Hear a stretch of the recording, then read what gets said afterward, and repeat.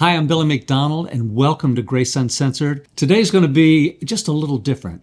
Today, I just want to tell you my story. Once you've heard this, you can't unhear it. Christianity was never meant to be about striving, guilt, or religious pressure. It's about grace, real, unfiltered, life-changing grace. Welcome to Grace Uncensored, the podcast where we clear away the noise, break free from legalism, and rediscover the freedom, joy, and rest found in Jesus Christ. If you're ready to stop chasing approval and start living in the truth of the gospel, you're in the right place. Now here's Billy McDonald with Grace Uncensored. Previously on Grace Uncensored. Some early memories. You know, I grew up in a Christian home. Mom and Dad took me to church just about every week.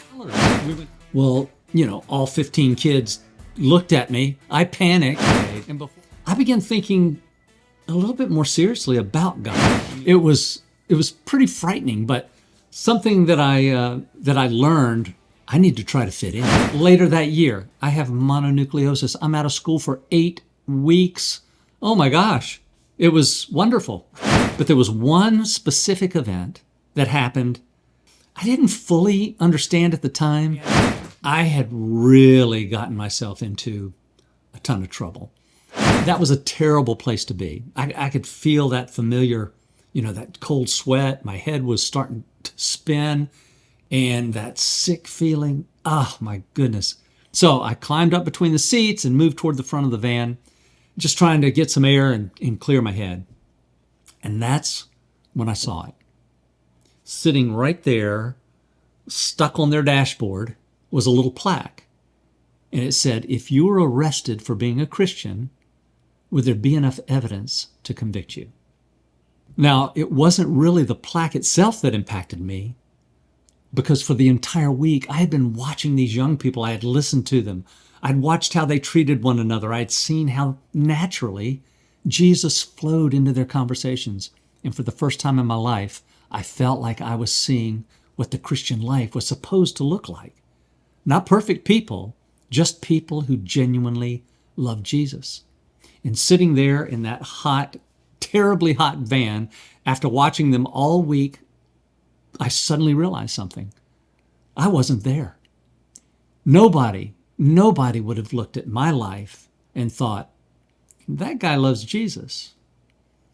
Not the places I went, the language I used, not the choices I made. And that realization stayed with me all day long.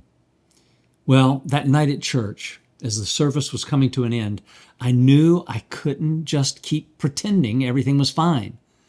I finally said something like, I don't know exactly what I need, but I know I need what these people have. And as I looked up, I realized Dianne had made that same decision. Something changed in both of us that night. Our lives have never been the same.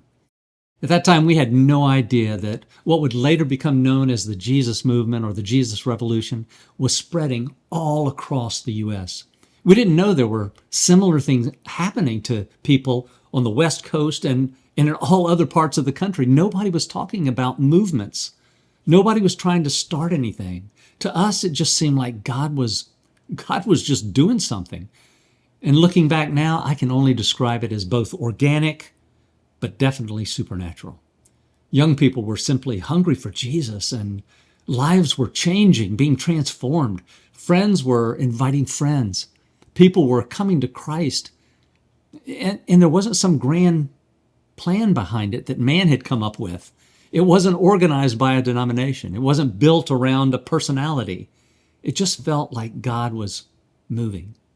And we were experiencing our own little piece of it right here in Virginia. A friend's mom allowed us to use her garage. And when I say garage, it was full of junk, that kind of garage. Well, we spent days cleaning it out. People donated old furniture. Somebody brought a couch. Someone else brought chairs. Another family brought us a rug. Of course, nothing matched, but it didn't matter. It was still perfect to us. There wasn't a stage. There was no sound system. no production. We actually wrote scripture songs, little Bible songs on poster board. And if we had an easel, I don't quite remember, or we either just held them up and we just sang. Somebody picked up a guitar, we just started to sing, and word spread. There were nights when we actually had, this was a single car garage, so it could only get so many people in there, but it would be packed, and then there would be kids spilling out into the driveway, and nobody was there because they had to be there. Nobody cared about titles. Nobody cared about appearances. People came because they wanted to be there. There was a real excitement, and there was a real expectancy. Young people were just coming to Jesus. Lives were being transformed. Looking back, it still remains one of the purest expressions of Christian fellowship and love I think I've ever experienced. It wasn't perfect, but it was real. It's a time that I could never, ever forget. Well, I'd be graduating from high school soon, and I heard about a new Christian college that had just started in Lynchburg, Virginia. It was called at that time Lynchburg Baptist College. Of course, you couldn't Google it or get ChatGPT to give you the details. There was no website. Honestly, I thought it would just be like the garage experience multiplied 1,000 times. I couldn't imagine there being hundreds and hundreds, thousands of students that loved Jesus like what I had been experiencing, the freedom and all those things. I just could not wait. Dianne and I both applied. We both were accepted. Now, I saw there were some rules. I even cut my shoulder-length hair before arriving, but I wasn't prepared for all those rules. Haircuts, yeah, I still had a ways to go. Ties, strict regulations, no hand-holding, and absolutely no kissing. Everything was tightly controlled. Now, Dianne actually lived out on an island. It was like a summer camp. That's what it had been, actually. Out in the middle, it was an island out in the middle of the James River. And I lived in a downtown hotel that probably should have been condemned many years earlier. Yet, those hardships really brought the students together, and I made some wonderful, wonderful, lifelong friends. But I still struggled internally because I had experienced freedom. I experienced the richness of that freedom in Christ during the Jesus movement years. Now I was in a very rigid, strict environment. But I was young. These men, these professors, gosh, they had degrees. Professors that had been to seminary, and these teachers. So I assumed they had to be right. And maybe I was missing something. After our first year in school, at college, Dianne and I came to a really profound conclusion. We thought, if we ever want to hold hands again, we're probably going to have to get married. Now, I'm only halfway kidding. Those were different times. The rules were strict, and public displays of affection were definitely a no-no. So in the summer of 1974, at 19 years old, we did exactly that. We got married. And a lot of people thought we were too young. Looking back, we were too young. And I know some people had to think, this can never last. But here we are after all these years. And this year will actually be our 52nd anniversary. So looking back now, marrying Dianne was one of the best decisions I've ever made. She's been my best friend, my greatest supporter, and my partner through every season of life. We've walked through it together, and it's been hard sometimes, but it's been wonderful. Neither one of us had any idea what an adventure God had in store for us. During those first few years at what is now Liberty University, I helped form a Christian band called True Vine. Music became my outlet. In those days, electric guitars, drums, man, they were taboo in many Christian circles and definitely in Lynchburg. But people were hungry. We traveled, we sang, we shared Christ, and it felt much closer to how it had been those last couple of years in high school, and especially our time at the garage. After graduation in 1977, True Vine continued for a couple more years, and our first child arrived. We even took Misty, our toddler, on the road with us in a motorhome. Eventually, I realized that lifestyle wasn't going to be sustainable for me and our young family. So in 1979, I stepped away. True Vine had had some amazing experiences. We saw God change lives wherever we traveled. Whether we realized it or not, we may have actually even been one small piece of a much bigger change that was beginning to happen in Christian music, especially at Liberty University. But I've never regretted putting my family first. The next several decades were like a whirlwind. I served in fundamental churches, charismatic churches, and in denominational churches. And while they all looked different on the inside, I kept running into the same issue. At the time, I didn't know the phrase mixture of law and grace. I just knew Christianity seemed much more complicated than Jesus had made it. There always seemed to be pressure, performance, fear, hierarchy, control. And all through those years, I kept thinking, something still isn't right. But I always assumed I was the one that was wrong because these people were older, more educated, had titles. Surely they knew better than I did. Now, I wasn't rebellious. I simply knew in my heart the Christian life had to be simpler than what it was being made out to be. Between 1979 and 2000, every church environment we were a part of found me serving in some type of leadership role. Most often, I served as a youth pastor. And the young people were always where my heart was. I loved teaching them. I loved spending time with them. I loved watching them grow and seeing God work in their lives.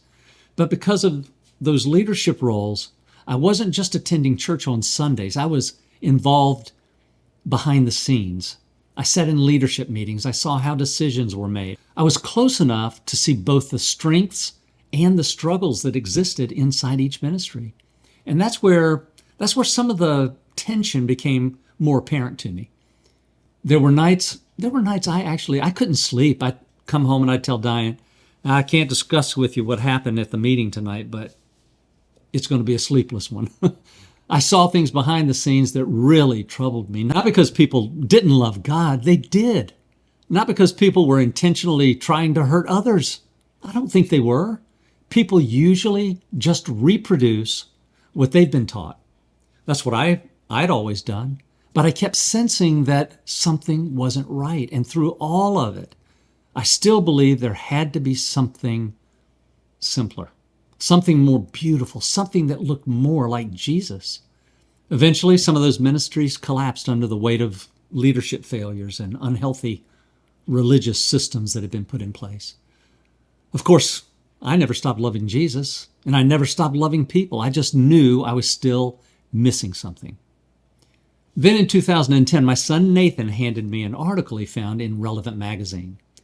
The article had something, the article had a quiz in there called the Naked Gospel Quiz. Now, at that time, I had never heard of Andrew Farley, never heard of his book, The Naked Gospel. I just took the quiz. Now, the first question was like, Christians should ask God to forgive them and cleanse them when they sin. True or false? And I thought, oh, this is going to be a piece of cake. The second one was Christians struggle with sin because of their old self within. Another true. Of course. And so it went. And when I checked all the answers, there were 10 questions, true or false. For me, most of them were true. And then at the end it says, if you answered true to any of these questions, you got it wrong. And I thought, there's no way.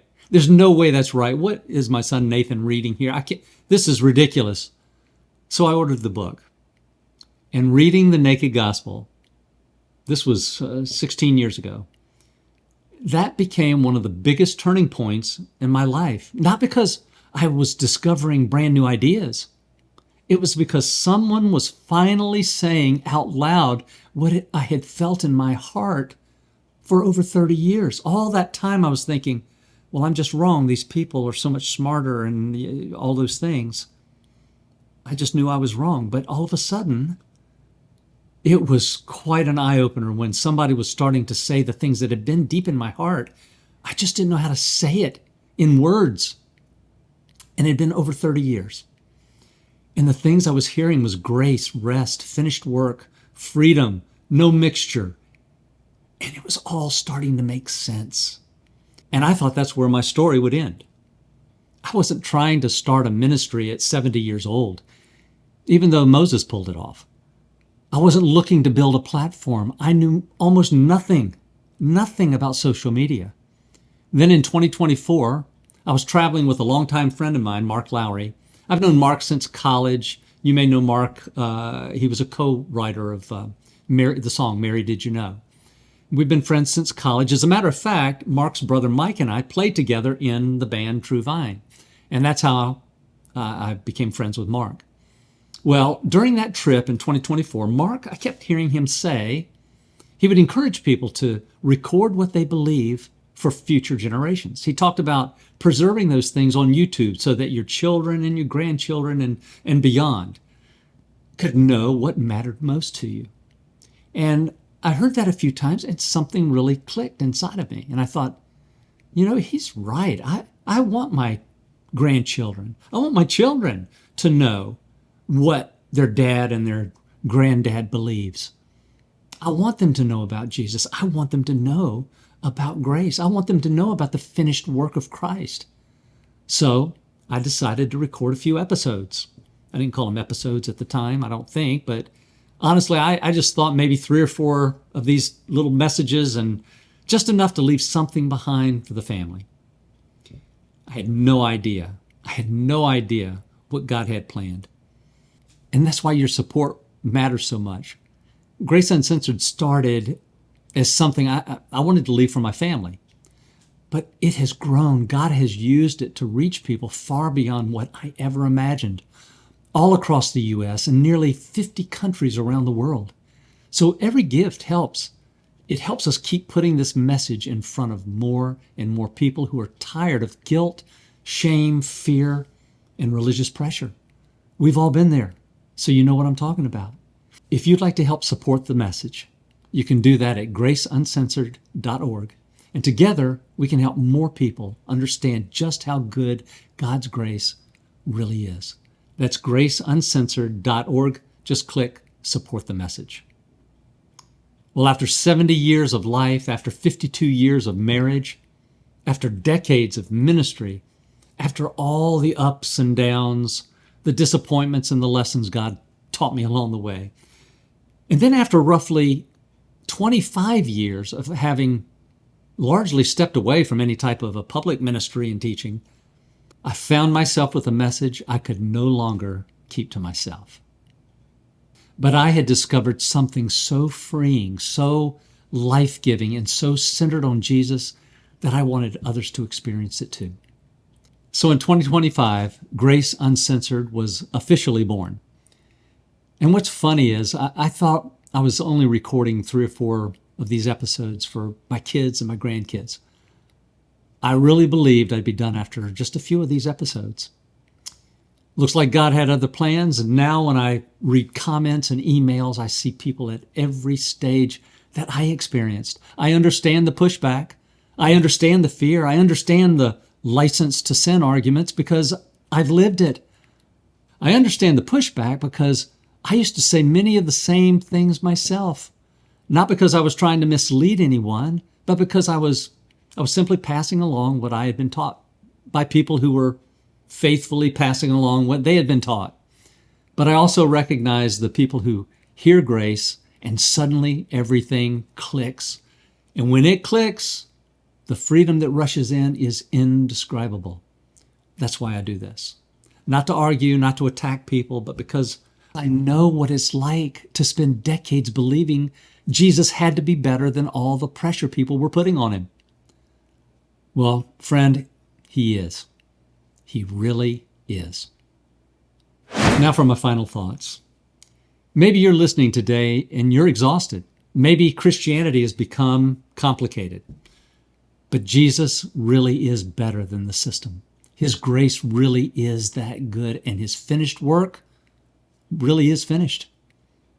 Thank you for letting me share my story today. Thank you for walking this journey with me. And remember, once you hear this, you can't unhear it. Next time on Grace Uncensored, we're going to get back into it with a question that changes everything. Your new identity in Christ. Gift or goal? Is your identity in Christ something you're trying to achieve, or is it something God has already given you because of Jesus? We'll talk about what happened to the old you, what God says is true about the new you right now, and why so many Christians spend their lives trying to become what God says they already are. I think this one is going to set a lot of people free. I'll see you then. You've been listening to Grace Uncensored, where it's not about religion, it's all about real, uncensored grace. If this episode hit home, share it with a friend and make sure to subscribe so you never miss what's next. Do you have questions or feedback? Drop us a note at billymcdonald@graceuncensored.org. That's Billy McDonald at graceuncensored.org. We'd love to hear from you. This is Grace Uncensored, where grace isn't earned. It's already yours. We'll see you next time.